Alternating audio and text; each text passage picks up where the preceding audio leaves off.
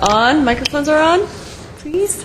Okay, good evening. Welcome to the joint DRB workshop for the North Glendale Community Plan. Today's date is July the 28th. We are in the council chambers for a special joint DRB study session. In terms of a roll call, Board Member Baladian. Here. Board Member Ellis. Present. Board Member Insua. Here. Board Member Palmer. Here. And Board Member Yu. Here. Board Member Garagos, Malikian, Sakai, and Zarifian are not here as of yet. I would And like... Simonian is present as well. Forgive me, Board Member Simonian. Yes, and Board Member Simonian is present as well. So with that said, would Stephanie Reich like to take over, or should I turn the meet over to public comment? Okay, forgive us, since this is an unusual study session that we have both joint DRBs.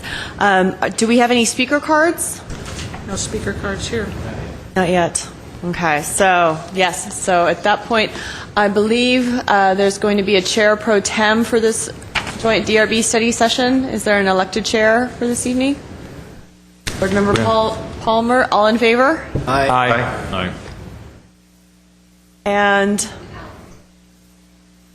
okay, forgive me. And then actually I'd like to turn the meeting over to our principal urban designer, Mr. Alan Loomis. Thank you, and thank you to the board members for your patience with our technology issues. But we now have a PowerPoint presentation that will begin. So I'll begin the presentations. Our senior urban designer, Stephanie Reich, will conclude the presentation. The microphone isn't on, actually.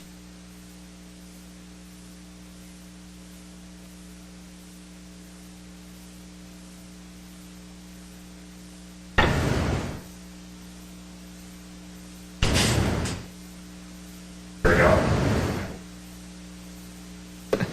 But with that, many technology problems. It's a result of being in this new fancy chamber, so thank you for your patience. As I was saying, I'll begin the presentation with a PowerPoint presentation discussion on the North Glendale Community Plan and associated implementation documents. I'll begin a presentation. Ms. Reich will finish the presentation. Our interest today is to have an open-ended but focused discussion with the Design Review Board regarding many of the components of North Glendale.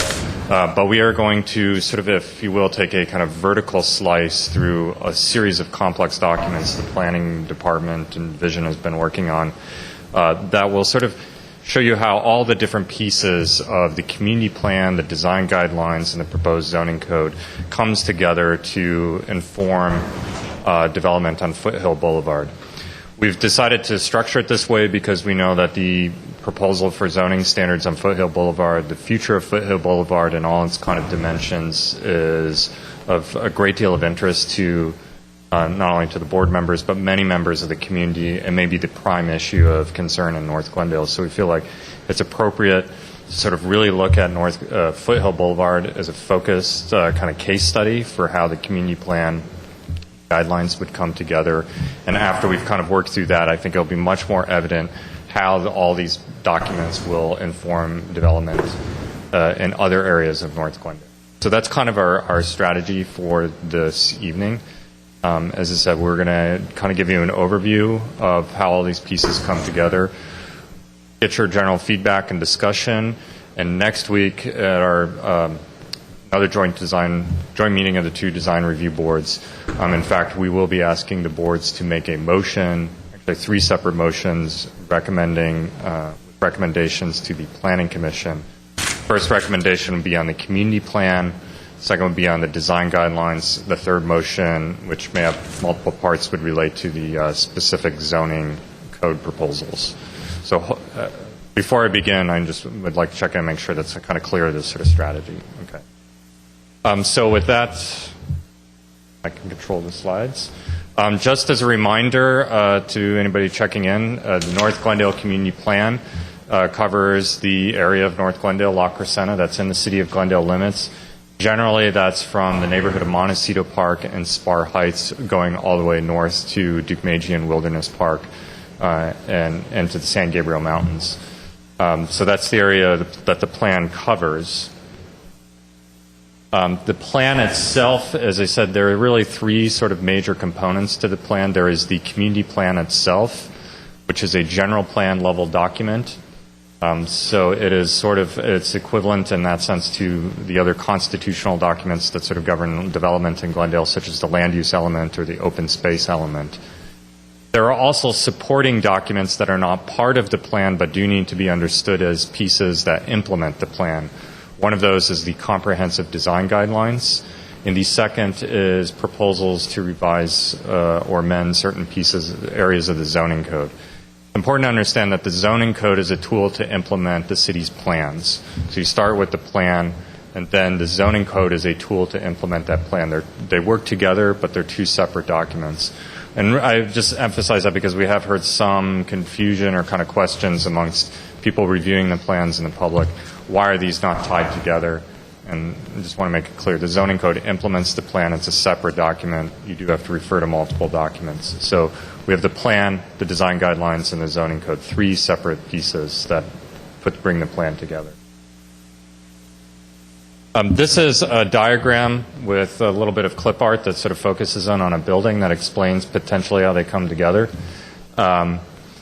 And really what it's intended to show is kind of illustrate how this stuff works for the design review board's purposes. The design review board, by and large, focuses on the design of individual buildings, the little house at the bottom. And there are a number of kind of policies and pieces that sort of funnel down to sort of inform your decision making as it regards that individual house. Typically, and so far, the design review board has really only had the zoning code and some design guidelines, that kind of bottom portion of the pyramid, of the funnel, to work with. You have, to the extent that you've sort of talked about place, that's been under the sort of umbrella topic of compatibility. And we know that the board and the community generally struggled with compatibility with what? And that's been a kind of open-ended kind of discussion in many of the board cases. The community plan provides also principles and an overall vision. This is something new that I don't think the board has ever had. Never really had a comprehensive vision for a neighborhood or an area to sort of refer back to. You've never had kind of clear principles and policies for that neighborhood to refer back to. And in fact, by and large, you've never even had a sort of vision statement for how a particular neighborhood or commercial district would like to evolve or change or stay the same. So what you have is a big umbrella topic, the vision, stated in the community plan, followed by broader principles or policies, and then a more focused discussion of the vision and kind of an implementation strategy at individual neighborhoods that then works its way down to the zoning code and the guidelines. So you have this kind of funnel of policies that leads to an individual building. So that's how these pieces come together. In terms of this diagram, the community plan, basically Chapter 2 is the vision, Chapter 3 is the principles, Chapter 4 is the places, and the zoning code and design guidelines, as said, are to a certain extent separate documents. So as I said, Chapter 2, there's a community vision statement provided in the community plan document. Very important. I know it was discussed at your last joint meeting. I don't need to read it to you, but it's an important statement, the biggest, largest, most broad statement about how North Glendale community would like to sort of, what their future is going to be. As I said, Chapter 3 outlines a series of policies or principles. These operate at the community plan level, so they're sort of looking at the entire plan area, all of North Glendale, not necessarily particular neighborhoods or sites. But there are a couple of these that are important for informing the Design Review Board's discussion regarding individual properties. So this is where we want to show how these kinds of strategies or ideas can begin to inform your discussion regarding a particular site. Let's say it's a site on Foothill Boulevard. This is one of the first principles outlined in the community plan, which is growth strategy. And what we've done in this map is identified areas to enhance versus areas to maintain. Part of our conversation with the community was which areas do you generally want to see stay stable versus areas that you want to see some kind of change or where change is at least acceptable. That's is the product of that discussion is this map where you can see there's very few areas highlighted in green as areas to enhance. Generally what we heard from the community is that the commercial areas of North Glendale, they'd like to see some enhancements. They're dissatisfied with the way those areas look, in some cases with the way they function. Not necessarily radical, whole-scale transformation was desired, but as I said, they would like some enhancements. So this map highlights what's generally the commercial areas in North Glendale. For design review board purposes, this is going to be important in the sense that you can look at this map and say, is the purpose, the big strategy of this neighborhood generally to be fairly stable, or is there an interest in ultimately changing this area? So if we look at Foothill Boulevard, what we see is it's an area to enhance. That tells the board right away that the issue of compatibility with existing conditions is maybe not the kind of discussion that should be going. The question is to enhance that area. Mr. Simonian. Is the green color the areas that need enhancement? Those are the areas that were desired for enhancement. As I said, in North Glendale, it's generally an issue of aesthetic transformation, but could take a little bit of a step beyond there. And I'll highlight here that the Montrose Shopping Park is not highlighted. Generally perceived that the Montrose Shopping Park was an area that was stable. There was not a desire to sort of transform that in any great fashion. So the growth strategy map leads to the urban design and land use map, which is a fairly conventional land use map as in our land use element. What is different in this case that we're introducing in North Glendale for the commercial areas is a couple of new categories. You can see under commercial that we have corridor, neighborhood, village center, and town center highlighted. Right now in our policies, we only have just commercial. It's all the same everywhere in North Glendale, or everywhere in the city of Glendale for that matter. Commercial is generally viewed the same fashion. By introducing these new ideas of village center or town center or corridor, we're trying to distinguish what kind of commercial places are we endeavoring to make through the community. For the most part, this is really about design. It's about the character of buildings, how they relate to the street, what kind of places those buildings ultimately make.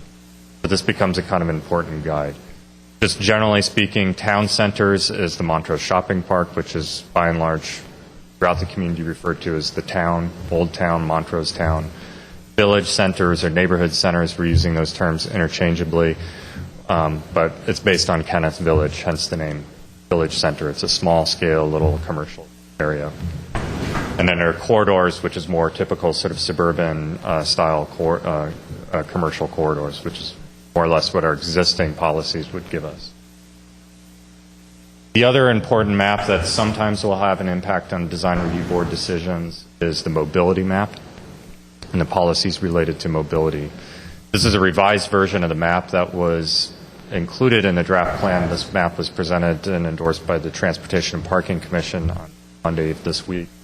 But what we are illustrating in this map is the primary corridors for the backbone arteries for the various transportation networks. In this case, vehicles, buses, and bikes.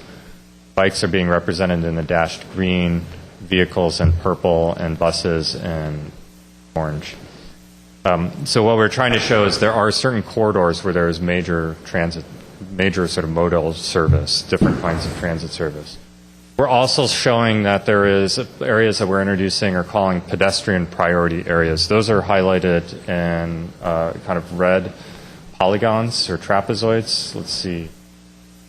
And I will illustrate down here, Montrose Shopping Park and Spar Heights. This is a pedestrian priority area, which we very much understand when we visit Montrose Shopping Park. We understand it's a pedestrian area. There's wide sidewalks. There's lots of streetscape, benches, landscaping on the sidewalks. The street's fairly narrow. The cars have to curve around. They tend to go fairly slow in comparison to other streets. That is a pedestrian priority area. In North Glendale, we're calling out the area around the Verdugo City Post Office as another pedestrian priority area. Certainly isn't that today, but the plan sort of suggests that that would be desirable. One of the things the plan addresses is where is Verdugo City? There's a sign on the freeway, but then when you get off the freeway, you don't know when you've arrived. You drive through Verdugo City and never realize you were there. The plan is attempting to create a there. There is also a sort of very, very small one-block portion of Foothill Boulevard that's designated as a pedestrian priority area. This is a stretch, Stephanie will illustrate later, where the existing buildings, by and large, are small-scale storefronts right on the sidewalk. It's a major contrast with other areas of Foothill Boulevard, which is typically a more kind of common suburban commercial-style development, strip malls or shopping malls with parking lots out front. What's interesting to note on this map, just from a policy standpoint, is that these areas that are pedestrian priority are also where the major east-west lines of the various mobility corridors tend to cross. So there are places that are going to be accessible by car, by bus, or by bikes. So just to give an illustration of what that might mean on Foothill Boulevard has been as a primary corridor on the bike network, a regional backbone in the bike network. And in fact, while we were working on this plan, we had the opportunity to coordinate with LA County to put in bike lanes. So there's continuous bike lanes through the city of Glendale and LA County along Foothill Boulevard, and that actually will match up with another series of bike lanes planned in blocking out of Flint Ridge and in the city of LA. So the bike network would be, as I said, you'll also see other areas where you have pedestrian priority areas like Montrose are pretty well understood, I think. So that's in Chapter 3. There are some areas where the big regional scale policies will have an influence or potentially be a touchstone for the Design Review Board's discussion regarding individual projects. However, for the most part, I think the community plan will influence the Design Review Board's discussion through Chapter 4, which is the discussion of places. This is where we describe the various neighborhoods and commercial districts of North Glendale. We've kind of clustered them into 7 areas that generally tend to make sense together. And we describe the sort of vision for future development in those neighborhoods or districts, as well as kind of corresponding design guidelines that are specific to those neighborhoods or districts. And so that's really, to a large extent, is a kind of neighborhood, commercial, district-specific sort of design guidance to the Design Review Board, which again is something that you don't really have today in your current documents. The existing commercial design guidelines simply describe things as they exist. So you don't really have a description of where do these neighborhoods want to be in the future. Community plan will provide that through Chapter 4. So with that, I'll end here on this slide. As I said, there are basically 7 different kind of neighborhood clusters that we've identified and described in the community plan. You can see them here. Foothill Boulevard isn't exactly well highlighted in this map, but it is called out as a kind of distinct neighborhood. With the advisory group that worked with us over the past 2 years, we've spent a lot of time talking about Foothill Boulevard. So with that, I'm going to turn the floor over to Stephanie, and she will kind of talk through how Chapter 4 and the zoning standards begin to address Foothill Boulevard. Thank you, Alan. Thank you for coming tonight, board members. As Alan mentioned, Chapter 4 organizes the neighborhoods into 7 areas. Foothill Boulevard is highlighted here on the map and is Area 2 in the community plan. Each chapter has its own distinct set of design guidelines embedded in the community plan.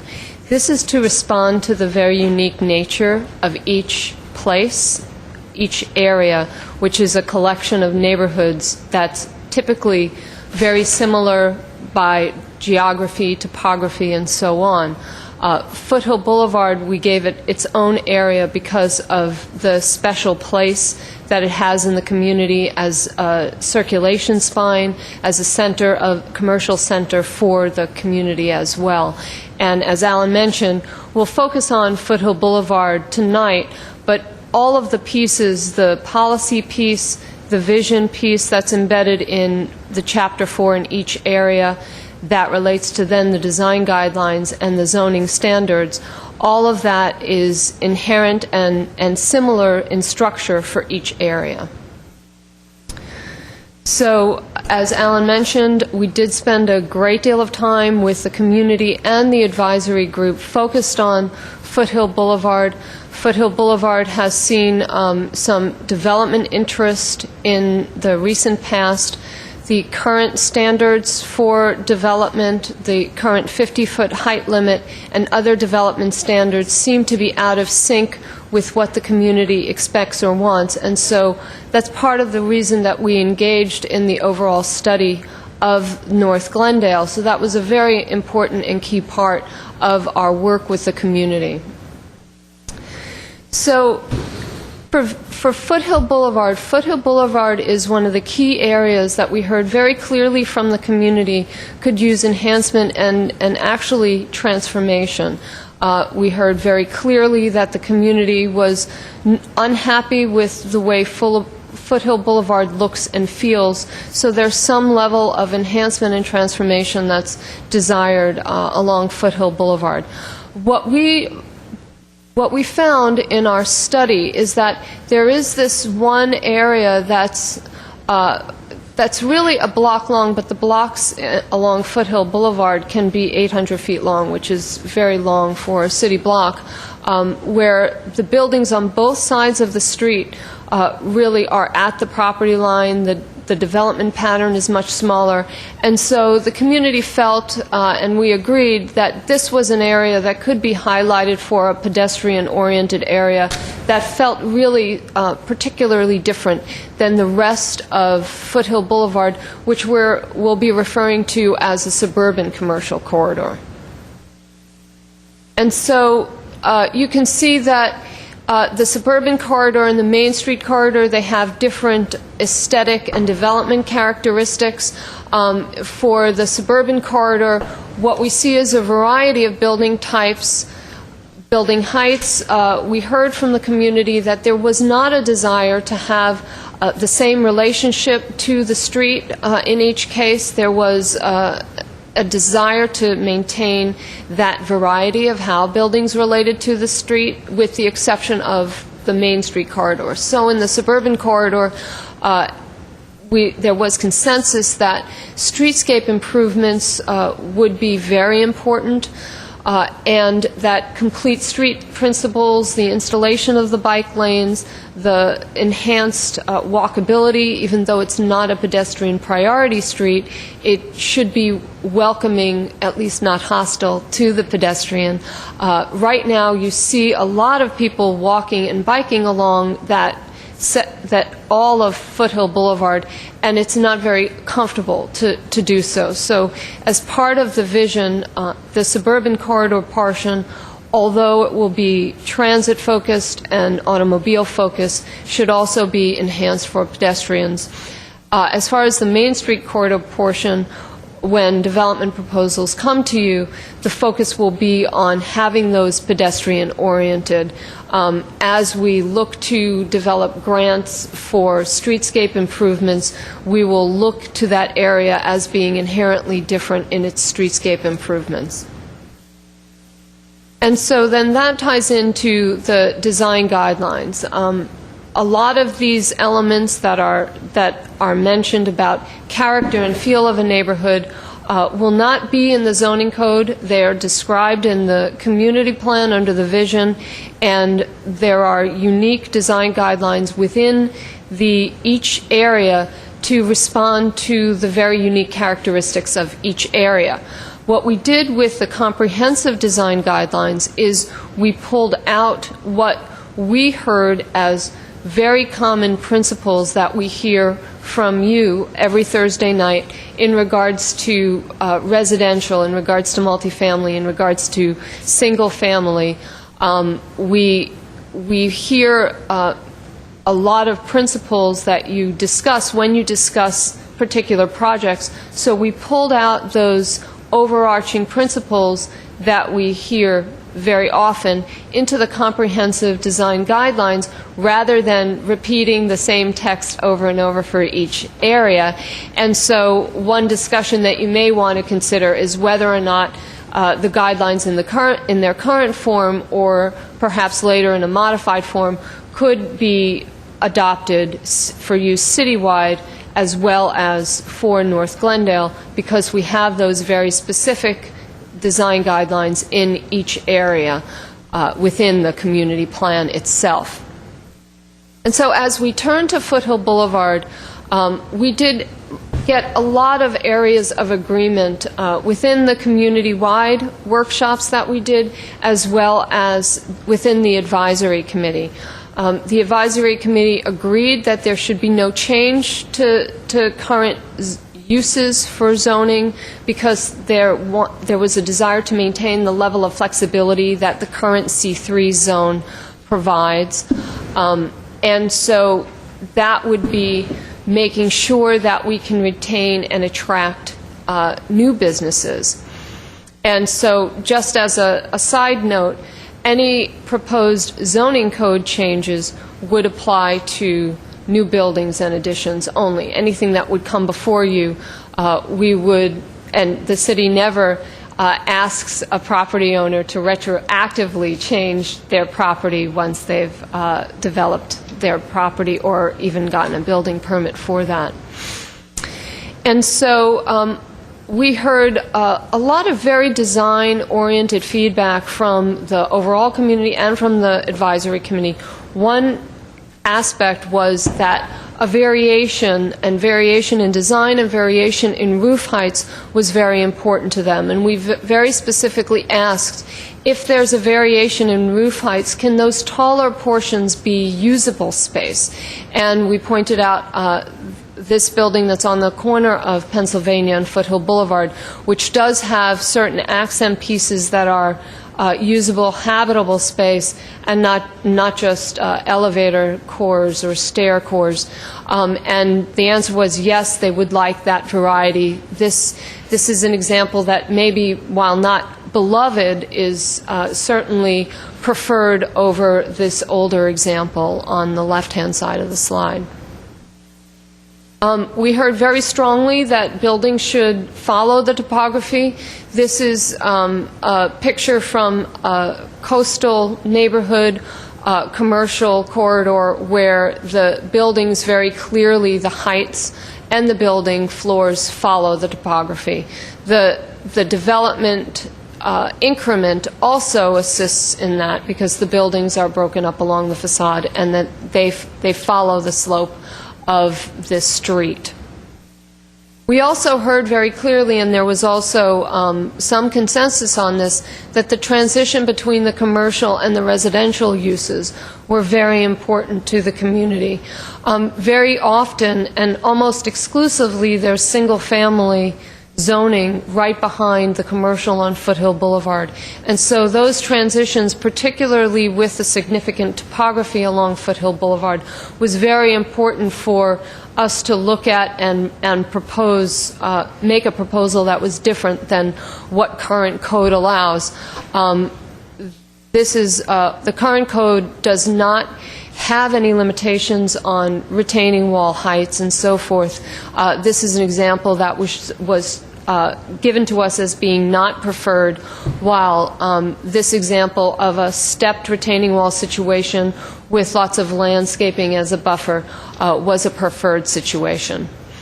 Here are some of the existing examples of retaining walls. These photos that you see are actually taken on the north side where they're visible. On the south side, because there's no alley or public space, in order not to trespass, we don't have any photographs of those situations. So these are examples all on the north side of Foothill Boulevard. These would all be taller in a single increment than what the current proposal would allow. So this is an existing retaining wall behind the Burger King and behind the Vaughan Shopping Center. So what we're proposing regarding retaining walls is that there would be 3 walls maximum height with a total of 10 feet retained. Because there's a 2-to-1 slope maximum between retaining walls, you could manage the topography in that way if you have more than a 10-foot change in gradient across the site. This, we believe, would encourage a terraced approach rather than flattening a site with a large retaining wall that would be visible from the street or visible from the residential property adjacent. What would be the maximum retaining wall height for those 3 retaining walls? The maximal retaining wall would be 10 feet total retained. So you can separate that into 2 5-foot retaining walls or into 3 walls. That's what the proposal currently is. And we would, of course, like the board's feedback on that. And so again, the step retaining walls would then minimize the maximum alteration of the grades that we've been seeing over the years. So those were the areas of agreement. There was a very specific area of disagreement that the advisory committee and community could really not reach agreement on even after 2+ years of lots of discussion. And so we have developed 3 different options to discuss with you, the Planning Commission, the other commissions, and Council. Option 1 being a 30-foot height limit that's allowed across the board on Foothill Boulevard. There were some in the community that are advocating for the 30-foot, 5-foot height limit, which would be lower than the 50-foot existing height limit. Option 2, the 50-foot height limit should remain. And then option 3, which is a proposal that staff developed, is a combination of 35 feet and 50 feet should be allowed. As we'll show in the following images, the 50-foot would be allowed at the Foothill Boulevard frontage rather than adjacent to the residential properties.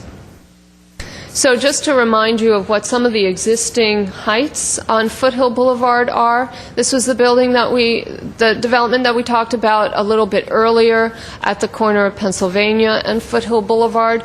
That would be, as far as our estimate, I think we may have checked the Design Review Board drawings on this one, 45 feet to the top of the roof, 38 feet to the top of wall is the information that we have on that property.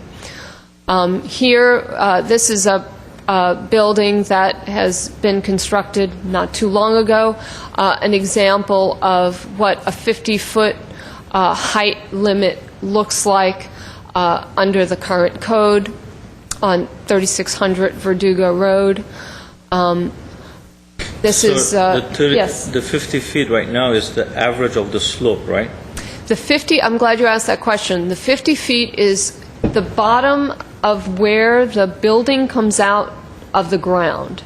Oh, it's not like the resident, it's like you don't take the average slope. Don't take the average anywhere in the city. It's always the very bottom of where the building comes out of the ground. So because there's sloping topography, if you measured the height on the north side of this building, it would be much shorter than 50 feet. Where the building comes out of the ground is 50 feet to the very top, the top of the building, wherever that top of the building is. So if the highest point of the building were not commensurate with the lowest point, you still measure from the lowest point of the building to wherever the highest point of the building is. Is that true for the residential too? It's true everywhere in the city. Again, this is just an estimate. We don't have accurate records of this. We estimate that's 42 feet to the top of this existing building. This is a building on the south side of Foothill Boulevard, the Jay's maintenance site.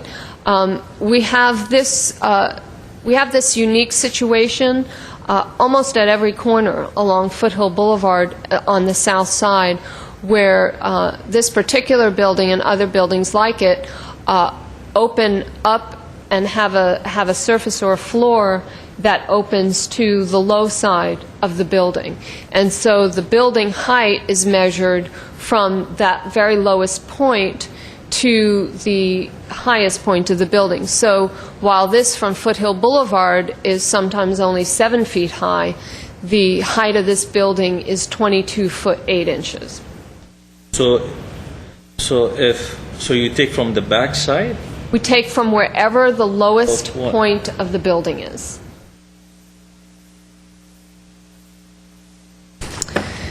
So we're going to run through the zoning options. We have some rudimentary images for you. We don't. The city doesn't have fancy computer programs, so a lot of this was done in the very old school architectural techniques that I grew up with. This is a quick point of clarification. For example, at the front on our Foothill Boulevard, we have a 35-foot height from the ground lowest port to the parapet height. If the structure in the rear had, for example, a component of it that was higher, and let's add it another 10 feet to the back part. So we have a stepped parapet. That building would then be 45 feet high. Exactly. Correct? Very good, because a lot of people are sometimes confused because they think that you can then keep staggering it up. No, it's the lowest to the overall height, even though it's not adjacent to that point. That's exactly right. Let's say if that was a mirror. Well, we'll get to that. We'll start with the north side and work our way to the south side. So as we outlined the options for you, option 1, a 35-foot high building. On the north side, that would essentially be measured from Foothill Boulevard, from the lowest point on Foothill Boulevard, because Foothill Boulevard has a rake as you go from east to west, west to east, however you measure that. And so that's 35 feet to the very top of the building.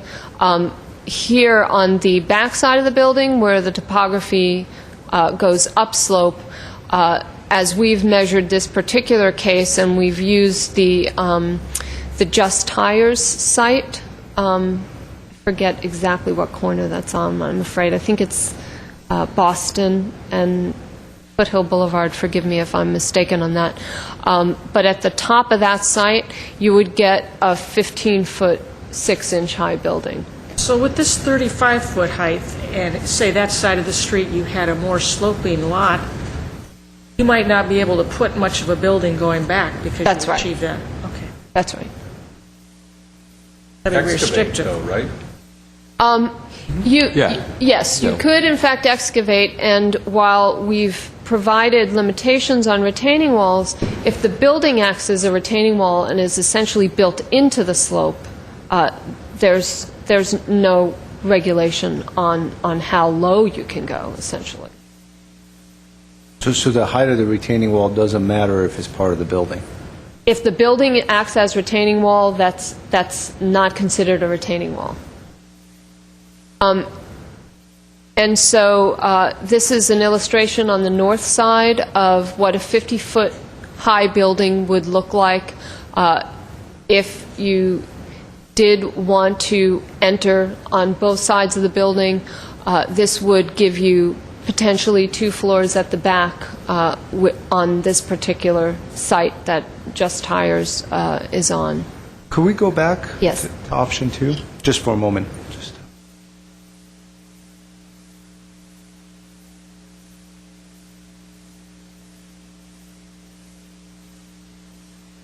We can provide you printouts of this and put it on our website as well. I don't want to get ahead of ourselves. I know we had talked about it about 2 or 3 weeks ago, but to encourage different heights of structures, it had been discussed that perhaps we would come up, let's say that if, for example, that if you did have a maximum building height of 50 feet, that 25% of it would be 50 feet high, and then the other would be 35 feet. Because 50 feet to have a box, which unfortunately gets developed, and you create this box, it encourages more box-like structures. But if you say, okay, maximum height along Foothill Boulevard on the north side, for example, is 50 feet, but that only a percentage of that should be utilized for 50 feet, that would encourage, not unlike the development we saw before, we had a tower, and then we had different levels on that. I like that plan, because what happens is it promotes creativity, where just 50 feet often doesn't promote creativity and promotes bulkiness. Promotes maximizing the site. Well, thank you for mentioning that. That describes essentially our option 3, which would allow 50 feet at the front half of the site and 35 feet on the back half of the site. The same configuration on the north and south sides. At the north side, it would also be along Foothill Boulevard. And the way that we're proposing that percentage of 50 feet is that the 50-foot portion could be located at the front half of the site, and it would be allowed to be 30% of the total footprint of the building. Also, Stephanie, I mean, 50 feet, I agree with you on to top it. If let's say we do reverse, if we go the main floor, you allow like 15 feet, plus 12, plus 12, plus the 3.5 feet, you're at 42.5. So maybe that 50 feet, I think it's too much to give for a designer to play with it. I think we should, I mean, 50 feet, it's too much for the Foothill Boulevard. I mean, I would go with the other one in between. Okay, well, maybe we can go through the slides and the images that we have and open it up for discussion. Is the current code for the county 50 feet? The county portion of Foothill Boulevard? Or the city portion of LA? 50 feet is too much, I think, for that. I just want to interject on one thing before you answer your question, Palmer. We actually are going to go have this presentation printed so you can have the actual section drawings in front of you as you sort of weigh the different options. So that's on its way. So, Mr. Simonian, you don't have to pause and sketch out each drawing. Well, I figured I must have something in front of me if we're going to have the discussion, so I could refer to. Yeah, when you started drawing, I thought we better get some printed copies for you. I've seen these. Aren't they in? They're in the packet someplace, aren't they? Or did we see them? Some of these images have been recently developed. Maybe I saw them online. I've seen these someplace. There have been similar drawings that we've provided to you. I'm privy to information that you don't have. I go online. So if I may answer... This is online. You should have an email account. To answer Ms. Palmer's, Chair Palmer's question regarding the county standards, the county has a variety of standards depending on where you're located on Foothill Boulevard and what you're adjacent to. So they don't exactly have a 50-foot high standard. They have, in some cases, a 35-foot high standard, some cases 42, and in some cases it's actually measured by a kind of diagonal line from some point 6 feet above the back of the property line. But there's no set. It's not a kind of clear-cut set example. Is that the same county. with the City of LA portion? City of LA, I believe, just has a sort of blanket height limit. But think- one of the I think- important, if I may, sorry, Ms. Belladian, if I may, one of the important distinguishing characteristics for Glendale compared to the county, compared to the City of LA, is that the way the zoning code measures height is different from municipality to municipality, jurisdiction to jurisdiction. So in Glendale, we measure height in a different way than they do in the county, and it's been a source of confusion, if you will, that in Glendale, height is measured from where the building comes out of the ground. So the case of Jay's Maintenance, as you were asking about, that's by our code, that is a building that's approximately 23 feet high, although from the Foothill Boulevard sidewalk, it looks like it's about 8 feet tall. But it's by code, it's a 23-foot high building. So it's important to understand that kind of characteristic because it does have an impact on how you think about height in Glendale. Hope that answered your question about the county.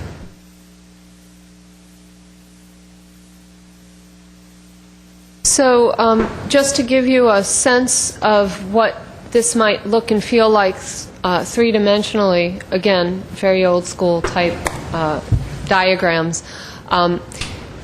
This is the site that we're using for those sectional case studies, and under current code, you could build a 50-foot high building.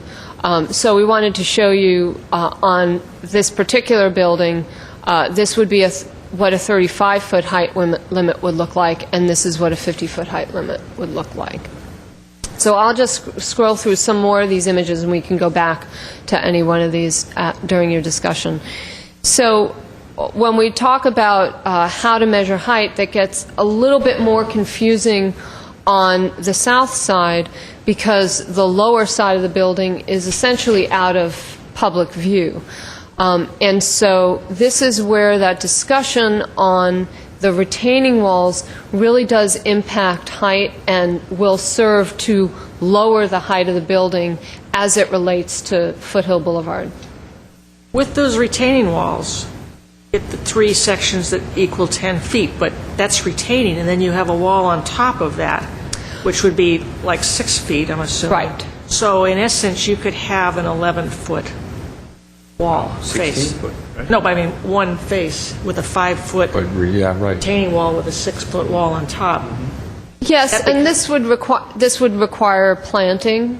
We would But- require planting on this, but yes. There's no there- setback for that right. wall at the top. That's correct. So this on the left side of the PL. So that from the top of the wall parapet to the bottom of that retaining wall on the left side, you have what, 50 feet? Well, 35. this is the option 1 35-foot height limit, and with this series of retaining walls on this particular site, and we chose the Foothill lumber site for our case studies using the topo maps that we have. We calculated that we could get, with this retaining wall situation, we could get to be about 28 feet from the street. You can squeeze in 2 commercial floors in there. 12-foot floor-to-floor allows you a 10-foot commercial space, which is currently the standard. This is the current 50-foot height limit. Just as an aside, all of these proposals have the proposed change of the retaining walls and the setback change. Currently, in the code, there's a formula for how you figure out setback that can range from 10 foot to 25 feet.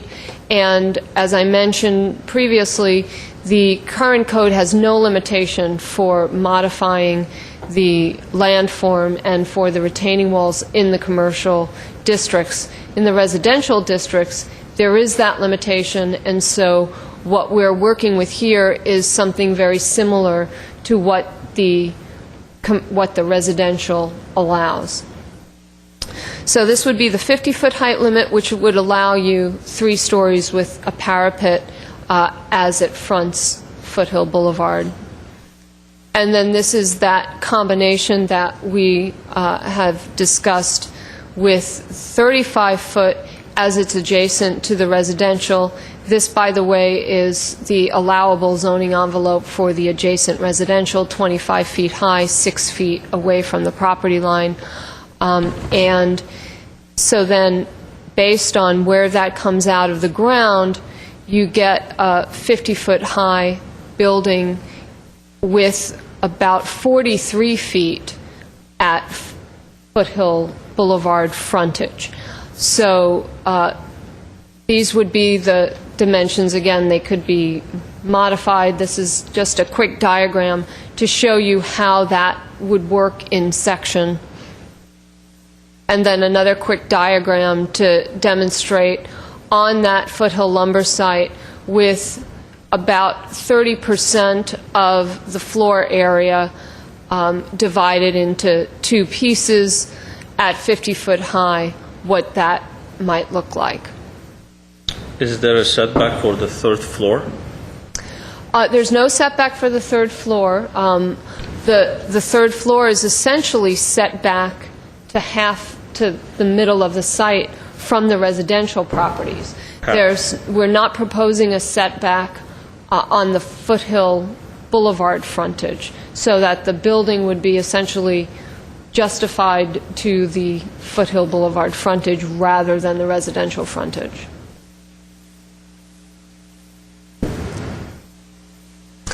And then we also wanted to look at the J's maintenance as a corner condition. We wanted to see what would happen if this building owner wanted to put a second story on the building. Would that work? And so what we realized is that with the 22-foot 8 high building that we, again, measured in an old school way with the 8-inch blocks totaling to 22-foot 8 inches to the parapet at the back side, that only for a 35-foot height limit only leaves you 12-foot 4 inches to add, and that is not sufficient for a commercial floor, structure, and mechanical equipment.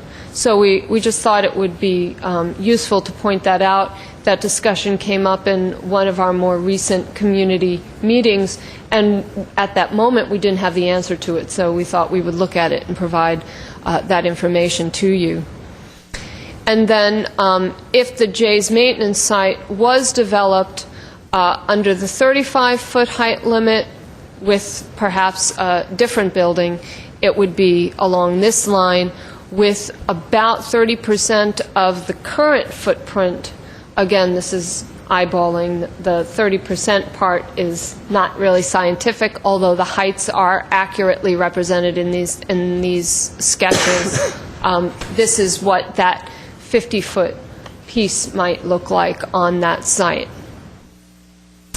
And we thought we would have a look at other boulevards that are about the same width and do allow buildings of that height, that have developed buildings of that height. Currently, we don't have that many buildings along Foothill Boulevard to give the community a sense of what might happen if development interest occurred again. And so this is an example along Santa Monica Boulevard in Los Angeles, which has a similar cross-section. Still a lot of 1- and 2-story buildings remain. Every once in a while you get a 50-foot tall 3-story building. This is a very similar street, Lincoln Boulevard, to Foothill Boulevard. This is an example of a fairly small 3-story building, small in floor plan 3-story building. And then if you look down the street, this is where that building is. This is the building across the street that's about the same height. Just to give you an example from other places what that height limit might look and feel like in that similar cross-section. So just coming back to what we're looking at, the vision for Foothill Boulevard, we did hear very clearly that the community wanted Foothill Boulevard to look better, and so we've developed those two scenarios, the suburban corridor for most of Foothill Boulevard and the Main Street corridor between Boston and Lauderdale. And just to keep in mind that we're looking at an overall package of policy, vision, design guidelines, and zoning standards. I wanted to just take a moment to thank you all for coming to the second joint meeting. I know this adds a number of meetings for you on your already busy meeting schedule. For those board members that aren't here this evening, we expect them to be here. We haven't heard that they won't be present for your discussion on August 4th. We have met with Alex Zarifian so that he could provide his comments, and we can present them to you this meeting or at the next meeting if he's not available for that meeting to tell you himself. So that concludes our staff presentation, and we're here for discussion. We do have a member of the audience that is interested in speaking. Why don't we call him up at this point in time? Pete, if you want to come up and give your name and address. The record. My name is Pete Smith. I own a business at 3333 Garden Left Center. My prior appearance. First, I want to thank Alan, Laura, and Stephanie for all your hard work over the past. Ability to represent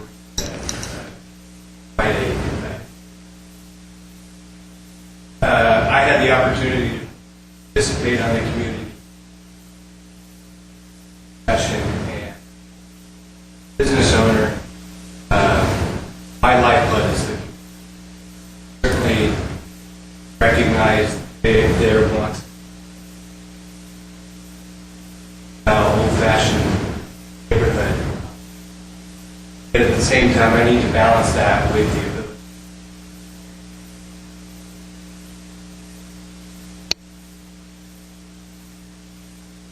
Recognize the need.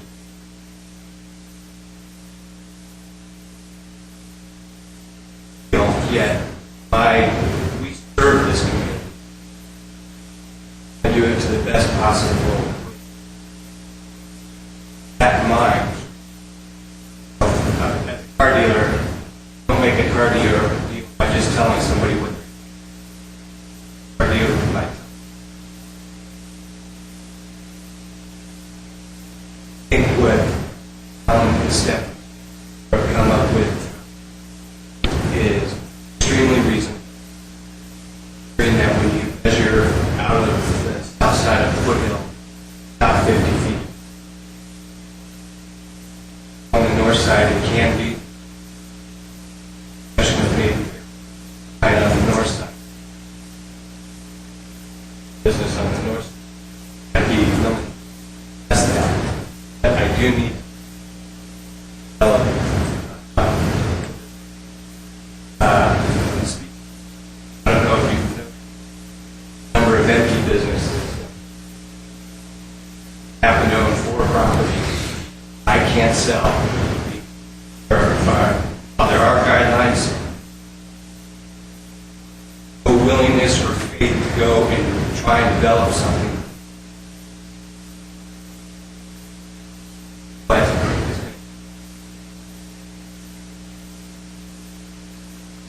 we need to create some stability so that people buy these properties and that they're going to. Brother happens to be the broker on all these properties, and we can have one off.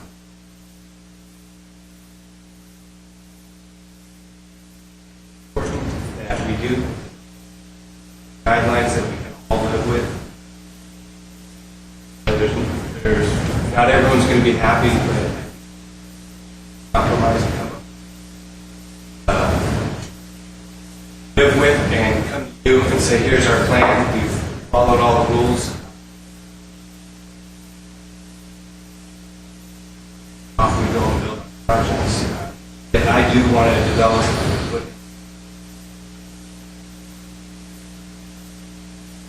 Toyota's got their pressure. That's not a reason to guidelines, but I want to be able to go get an architect, not spend hundreds of dollars again. After input, value for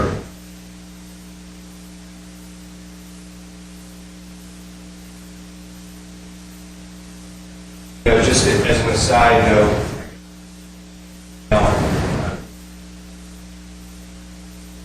kind of is interesting that businesses are under a lot of pressure because appearances is that they want to build these big buildings to make money and now. I'll tell you today, I have 5 solicitors from present.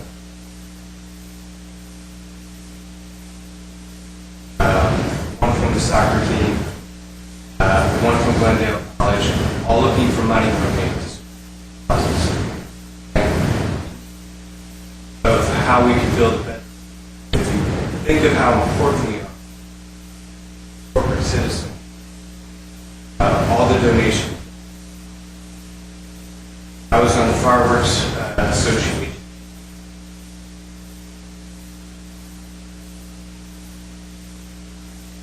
A lot of money. Possible. And I'm happy to do it.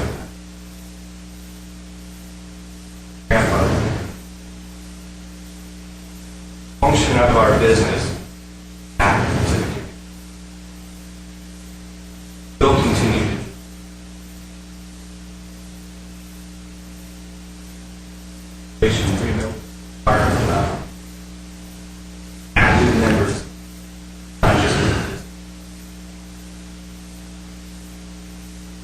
We appreciate everything you've said, too, because that allows us to think a little harder. Question for Mr. Smith. The project that you brought forward to our board, the last time I was there, I remember the project distinctly, but I don't remember the exact heights. Just in comparison, as we're talking about these different options, for me would be helpful if you could remind me, the way the building was set up, do you happen to remember the height at the top of the parapet of the parking structure? Yeah, the top of the parapet of the parking structure would, yes, that was 45. That was 45 feet. And from what They measured from the east Side. East side. That was 45. West side, I think, 35 or 38. Okay. And was there a setback from the rear elevation, from the rear property line? I think the average had to be. Okay. We had all the. That was a big issue with neighbors, and as you saw, on 35-foot.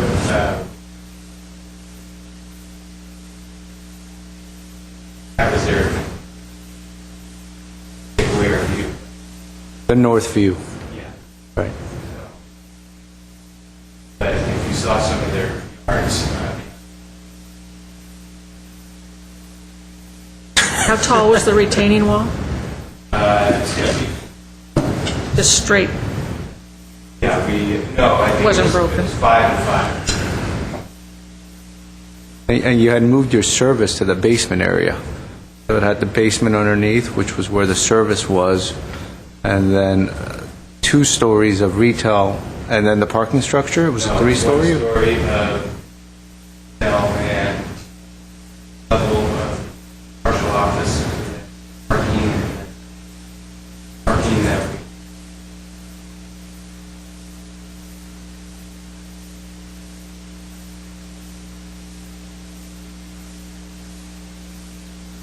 And everyone's active.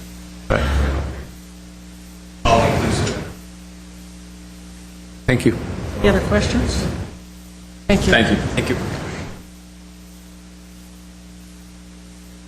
Do you have any discussion questions or discussion? Maybe we should try to understand what the discussion items are. What are we focusing on? Well, I think I understand a lot better, even though I was on the advisory committee. I think your presentation today was much clearer to me as far as the height. Would you like us Go ahead. Would you like us to provide you our thoughts, ideas to help facilitate Absolutely. a direction That's- between the next week and Yes. stuff? Is that really the goal, that That's- all of us have an input on what we feel are important factors? Yes, and that's Okay. why we're here. We can, you can organize the discussion any way you like. You can have a free-form discussion. I know the hot-button issue, as we mentioned, is height. You could also choose to organize your discussion in the various planning portions, the document portions. You know, do you agree with the underlying policies? Do you agree with the principles? Do you agree with the vision? Do you agree with the way that we've analyzed Foothill Boulevard in 2 sections? Did we get that right? And what do you think about what we're proposing for the setback retaining walls and other design guideline pieces in the commercial design guidelines as well? Kind of like to see an open discussion, which would stimulate a little more discussion. Is that okay with you guys? Anybody want to start? Ivan. Excuse me? You can start. Okay.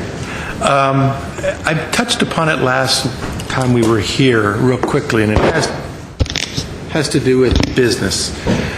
Predictability so that businesses can go on and conduct their business, which is to create structures in which they can conduct their business. You are not in the business of building structures and development. You're in the business, as everyone else along those corridors, to create a structure in which they can operate their business. So you want to be able to have predictability, understanding what the community is looking for, and all the different layers of that, and then be able to design to that.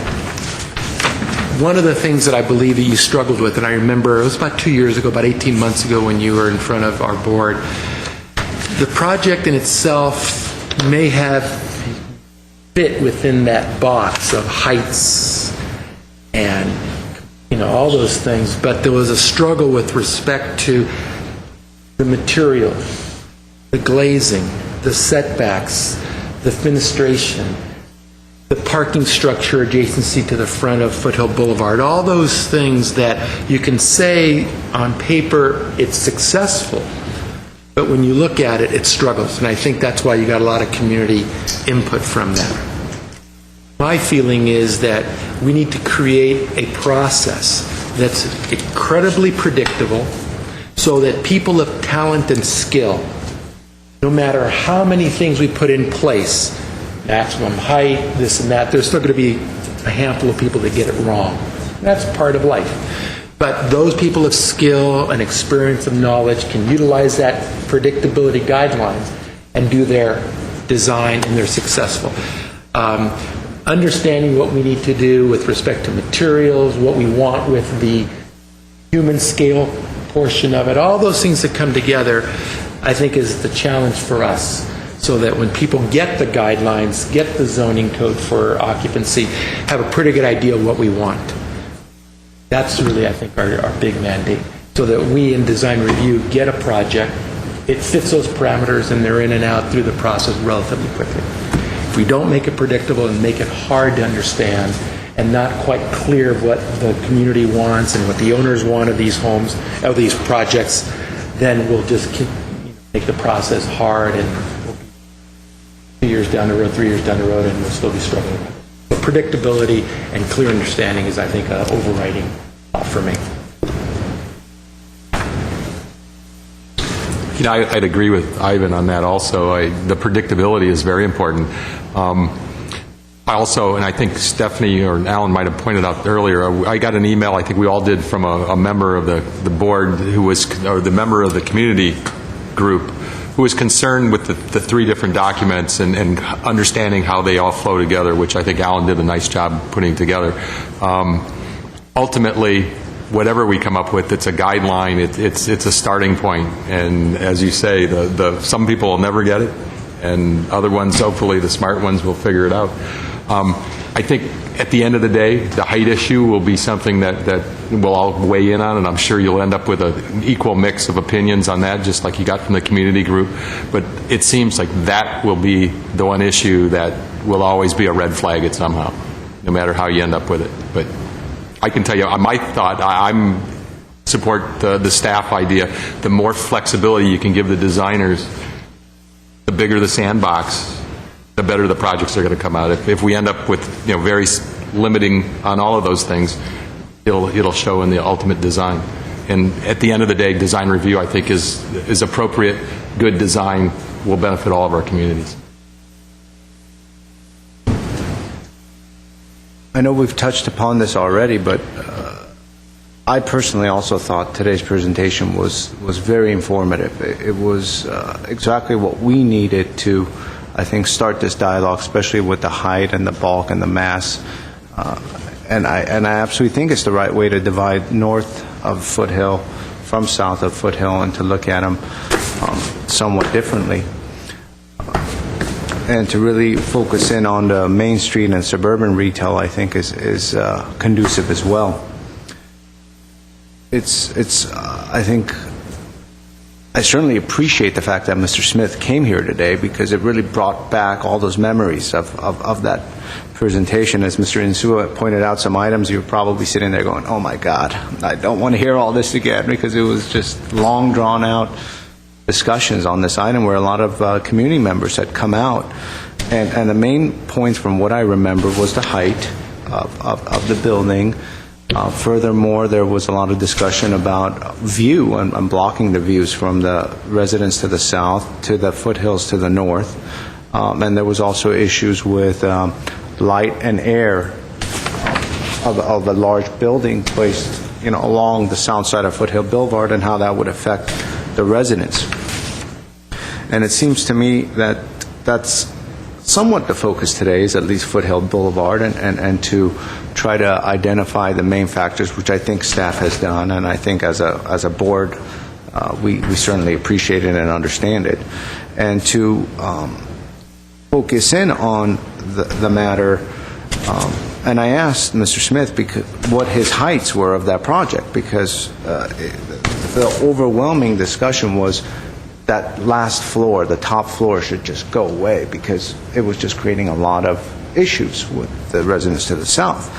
And as he's pointing out, the building was 45 feet when it went from the east side to the west side, with a height of 38 feet perhaps on the west side, as indicated by the applicant. I haven't verified that, but I'm sure he knows it fairly well because he lived it for a long time. And so that proportion certainly created a lot of friction. So those heights, that massing created a lot of opposition.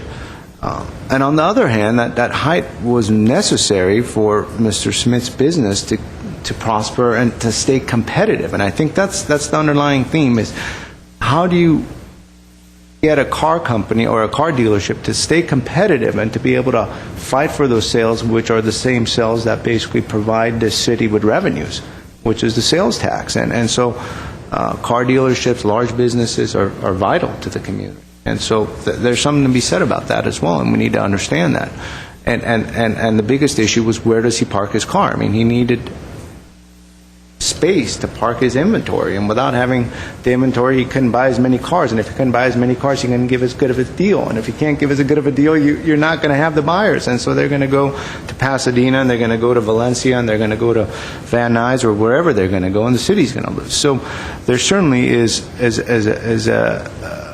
I think, an urgent need for clarity, direction, and some idea, at least, needs to come out of these meetings, a very cohesive idea, a very concrete idea as to what design review boards feel is an appropriate proportionality for buildings. As we're looking at 1, 2, and 3 options, I believe that there should be an option 3, and that 50-foot height limit should apply to buildings, and there should be a percentage of them that certainly have that 50 feet. And so by limiting it to just 35 feet, as some of those examples illustrated, I mean, you might have some existing businesses that simply want a second floor that cannot have it. And in a way, it's really downzoning Foothill. Theoretically, I mean, one could argue that it's a form of downzoning of Foothill, which isn't the intention, nor is it the idea at this point in time, is to create some design guidelines that would be able to use in a creative manner to come up with good design, at the same time provide businesses with what they need, which is direction. And so I personally think that after seeing the options and going through the reports and whatnot, that I'm more leaning towards an option 3 as something appropriate. And now it's to figure out whether it's 30% or 35% or whatever that percentage is, and where is it, in the first half or in the first 60%, who knows, whatever that percentage is, we need to certainly look at that, perhaps with some other visual diagrams would help, maybe. But just as we're having this dialogue, I personally am more in favor of, or promoting, giving those businesses that 50 feet in certain areas. Stephanie? Yeah, as you mentioned, what would the right percentage be of 50 feet? The presentation did not cover an option that is listed in your zoning code sheet that you received with your package, which is an option that you could also consider if you wanted to consider a proposal for a percentage of the building being 50 feet, and that is if a significant break, as defined by 25-foot wide, primarily open to the sky, would be provided, that percentage could jump from 30% to 50% of the footprint. So that proposal is also out there.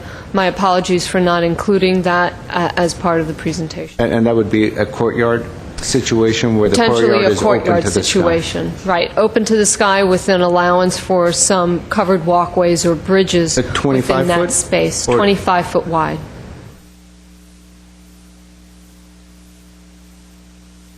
I think we also have to look at the retaining wall issue on the residential side, especially when you've got your combination of several walls, that maybe the materials change, that we give them options, so it's not meant to be one particular material, because I don't see we're going to get that coverage if you've got a retaining wall with a wall on top of it, trying to get plant material in a little 5-foot space when you've got footings and things. You're not going to get something as tall as necessary that you have in some of these sketches. So change of materials consideration or requirement. And I also like the option 3, but what I want to ask is, if you, with that 50-foot height, if on the 3rd floor, I would like to see that set back a little bit. Maybe it's 5 feet, which would maybe increase the height a foot or so depending on the slope of the property, but I think it would eliminate that facade for 3, even though it's a small percentage of the building. At 3600 Verdugo, one of the pictures that staff had out, I think it's a good example of that. I mean, it was 50 feet, but it's done well. It steps back, it has balconies, outdoor area on the higher levels, and it certainly breaks up that massing. But I see a lot of, if a project comes through and they say you can do 50 feet in the front, then they'll go straight up. Whereas if it's proposed that you could go 52 feet if you set back 5 feet or something of that nature, because depending on the slope of the topography. I mean, I'm juggling between, I agree, you guys covered most of my comments. The question comes, at the beginning I was calculating 15, 12, 12, came out at 42 feet. Then, listening to Mr. Smith and the other samples, then, you know what, I'm supporting the option 3. But the question arises how board members and, the question arises between the business owners and the community, how to assure and make happy both sides. That's the hardest part. So if we go to that 50 feet, which I'm leaning more, that option 3, which gives more freedom for the designer to come up with a better building and to not to maximize, to get a better product, to energize the boulevard, but then the whole concentration and to be is on that the last 15 feet, the 3rd floor, let's say, how to make it work that way it doesn't trigger the community to go crazy as far as blocking the views or the mass, the scale versus the residential area. So we have to be very careful how to define, how to treat that 3rd floor or the last 15 feet of structure of the envelope. We have to be very careful if you want 50% of that box to break it in 2 pieces with a courtyard. I mean, it would be good to define what we're looking at as a requirement for that upper floor, how to treat it. I mean, it was a great presentation, and definitely Foothill Boulevard needs that plastic surgery to upgrade it. It's pretty plain right now. I mean, widening, whatever you guys did, an amazing job. I have no problem. I like to see it done. But at the same time, we have to make people like Mr. Smith. I haven't seen his design, but I would like to see more, encouraging business owners to improve Foothill Boulevard. with the correct direction from the city. Did it ever come up in the study how many properties might have an extended length that would allow a long building separated, other than like the car dealership? We did not do that study, but that's something, there's not very much we can do in between this meeting and next week's meeting, but that's actually something that we could provide for you. I just wondered if there was, we're talking about doing this, and if there's only one or two places. There, in looking along the boulevard, just from my recollection, again, we can pretty quickly identify what the frontages are. There are a fair number of properties with a lengthy frontage. You have the Foothill Lumber property, you have the Vons, you have Bob Smith Toyota, Jay's Maintenance, you have there's a fairly new one-story mini mall that has Starbucks in it. That's a fairly large frontage. So I think 3800 Foothill Boulevard, which is the catty corner from the Just Tires, that's a fairly long frontage as well. And those all that you've mentioned, I think all those have the parking lots in the front. Currently they do, yes, except for the Jay's Maintenance and many of the south side properties can be built to the street, but some also have the parking in the front. As a comment to option 4, which is what wasn't presented but was verbally discussed, perhaps it'd be nice to include it as an option, say option 3 or option 4, and it's up to the applicant whether they have the adequate frontage or if they think it's the right fit for their business to go with that option. In other words, that might not work for all types of businesses. So it would be difficult, I think, or not short-sighted of us to just go with an option 4, because if you have a certain type of business, such as a car dealerships or others, that might not work for them. And so, but if you have more of an office use or something like that, where it's more geared around a courtyard, it might be perfect for them. And so therefore, that would give them the flexibility. And that's something we could discuss as well. And I wanted to ask a question on the retaining walls. What if there's a scenario where the grade difference between the residential lots south of Foothill Boulevard and the commercial property is more than 10 feet? And so how would that retaining wall ordinance or height limit affect that scenario? If we can maybe go back to the sections of the south side.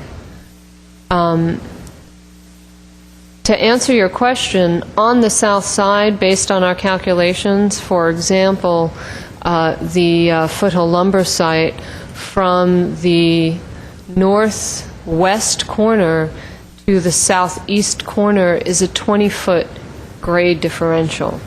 So part of what the proposed retaining walls will do is really not allow you to simply create a level pad throughout the site. So that grade change would need to be managed in some other way. Well, has staff considered more than 2 retaining walls and to have a higher limit where the distance between the retaining walls increases? And so say if you have 3 retaining walls, and instead of having 3 or 4 foot difference where it's a 2-to-1 slope, you all of a sudden have 7 feet or 8 feet of a 2-to-1 or 1, whatever the percentage is, but it's landscaped where landscaping is covering the walls, and then it's also landscaping is draping over it. But that might be a flexibility that business owners might use, or a developer might use, or somebody might use, where it's not conducive for them to have that break in the middle of the first floor. As you can imagine, if you have a business and you have that first floor and you're forced to having a section of your first floor on another level,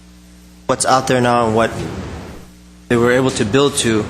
And this present, I guess, and the problem side is the south side, and that's the portion that we were actually, need to discuss.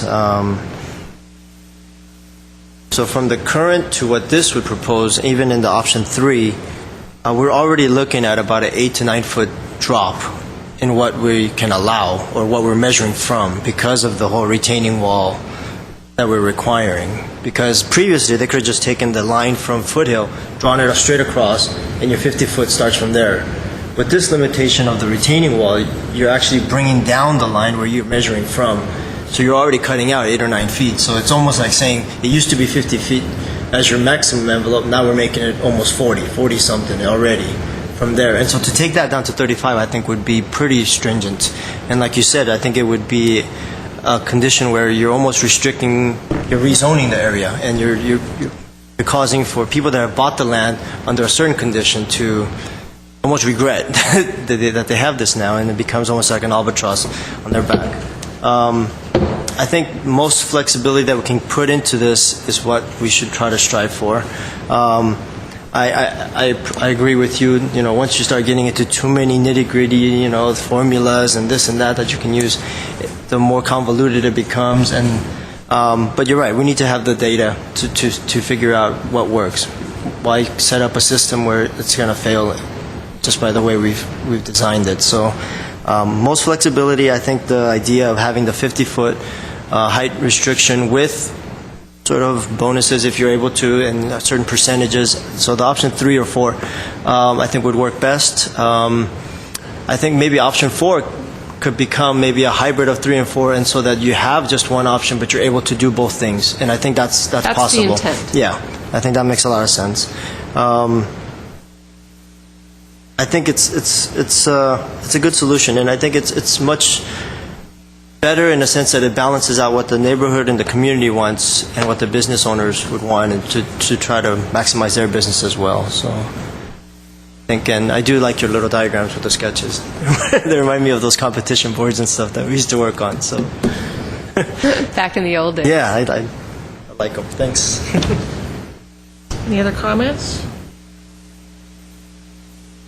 I will say that the whole package was put together well. It's written well. I think we've covered everything. Wow. Kudos. Excellent. I just want to highlight this moment. This is the first time we've been in a meeting in any public forum when there's been any sense of agreement for what the solution along Foothill Boulevard is. While it may be fleeting, I just wanted to highlight that it actually existed for a moment, and we will bask in its glow. Wait, let me finish. I don't agree. I actually had one other question. The F fence overlay zone, can you talk a little bit about that at all, or what that would be? Or? I think we'll defer that to Laura Stotler, principal planner. I think at this time, as far as the fence overlay zone, what we were looking at doing was creating an overlay zone that would essentially be eventually applicable citywide. However, we've discovered that we haven't really come up with a solution that would work citywide, so at this time we're putting that on the back burner until we resolve the North Glendale Community Plan and the design guidelines, and then I think we'll revisit the fence issue after that. Okay. Quickly after that. I got one other last question on the. I'm looking at the zoning draft. This information. One of the notes on 4C, it says required landscape buffer at zone interface, provide a minimum 5 foot clear, including footings, no subterranean parking below. Is there any reason that you would not allow them to subterranean park? I mean, I'm in my offices in Burbank. They built a point center, and the whole parking lot is a landscaped area. But it does, from the street it looks landscaped, but in reality it's all the parking area below it. Typically, our zoning code allows subterranean parking to go from property line to property line. What we're proposing here, and we're looking at that idea in other areas as well, is to hold back subterranean parking for that 5 feet to enable real tall trees to grow in the ground, so you can actually have the kind of height Right. that we were talking about.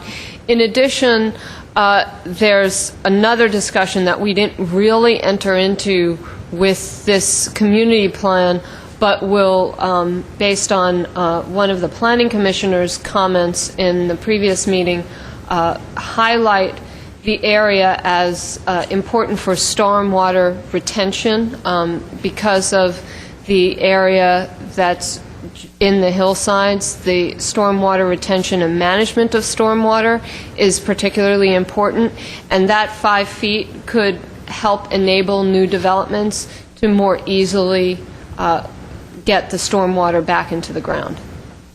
Yeah, I'm not a landscaper, I'll defer to you, but the building I mentioned, the Point, they planted 50-foot redwoods, a row of them on top of the parking structure.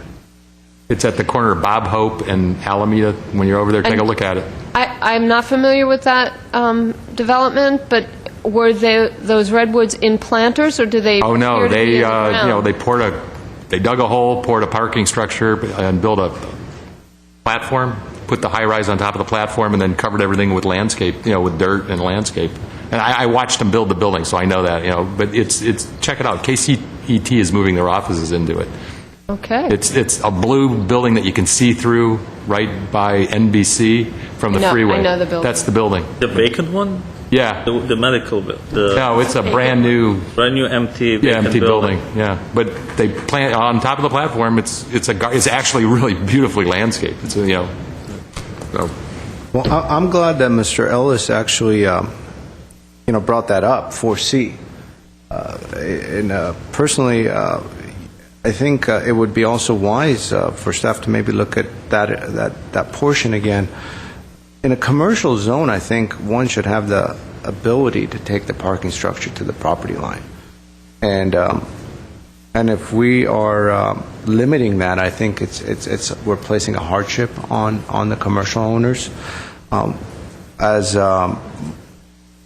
designers of multifamily residential projects, we certainly have solved that issue in other ways of meeting the landscape parameters and the landscape coverage while having a deck. It's a challenging one, but it's doable, and it certainly requires some work working with a landscape architect to get the right planning, and at portions you could drop your deck slightly, and you just got to make sure it's not where the ADA vans are going underneath it, and you're able to get a thicker deck, and so you're able to get mature landscaping, as Mr. Ellis is pointing out, at the same time going over to the property line.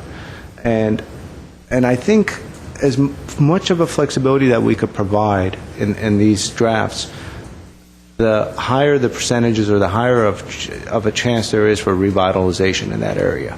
The more restrictive we are, I think we're going to hinder redevelopment. And so things that we could let designers get creative on, and at the same time giving developers that extra square footages of parking might be just the difference between realizing a project or not, because parking is just the key. You got to have the widths, you got to have the driveway, you got to have the stall widths and the lengths, and that 5 feet makes a big difference. If I may, just to comment on the idea of allowing the parking structures to go to the property line, as it would relate to the option that's on the screen, or any of these south side options. If you had a lower level parking structure that came out to the property line, that's essentially an exposed basement, and that means that 35 height limit is going to be measured basically from this point right here, because now it's a situation similar to the Jay's maintenance building, where that essentially an exposed basement is the beginning of how the building gets measured. So it may give some flexibility in one hand, but it takes it away in another. So what we've seen on most of the proposals on the south side of Foothill Boulevard is they do end up building up a kind of retaining wall, fill it with dirt, and then they begin their building, because it gives them that extra height by building up the retaining wall. And again, it comes back to the point Stephanie made regarding the importance of any sort of restrictions on retaining walls does begin to impact the restrictions on overall building height, because of the way we measure height is where the building comes out of the ground.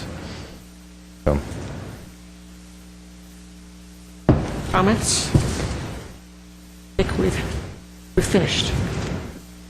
Okay, so to recap what we've heard, There seems to be a clear, as I mentioned, a moment of agreement, at least here, that the proposal reflected in option 3, with a portion of the height towards Foothill Boulevard going up to 50 feet as measured when the building comes, where the building comes out of the ground.